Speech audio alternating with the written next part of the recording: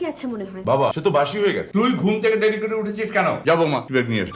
বাংলাদেশের চলচ্চিত্র নাট্যজগতে কিছু শিল্পীর জুটি দর্শকদের মনে আলাদা এক অনুভূতি তৈরি করে। ঠিক তেমনি অভিনয় গুণ, ব্যক্তিত্ব এবং পর্দার উপস্থিতির কারণেই বহুবার আলোচনায় এসেছেন অভিনেতা আহমেদ রুবেল ও অভিনেত্রী জয়া আহসানের নাম। দুজনেই নিজেদের অভিনয় দক্ষতা দিয়ে আলাদা অবস্থান তৈরি করেছেন।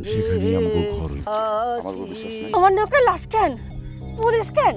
আর যখনই কোনো কাজ বা আলোচনায় তাদের নাম একসঙ্গে এসেছে, তখনই দর্শকদের মধ্যে তৈরি হয়েছে বিশেষ আগ্রহ। আহমেদ রুবেল ছিলেন বাংলাদেশের অভিনয় জগতের এক অত্যন্ত শক্তিশালী ও গুণী অভিনেতা। মঞ্চ, টেলিভিশন, চলচ্চিত্র সব মাধ্যমে তিনি নিজের অভিনয়ের গভীরতা দিয়ে দর্শকদের মুগ্ধ করেছেন।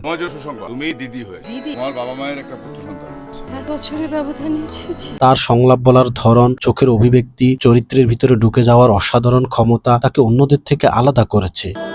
যাও চলে, দাও শরীরে আমাকে ঠাঁই।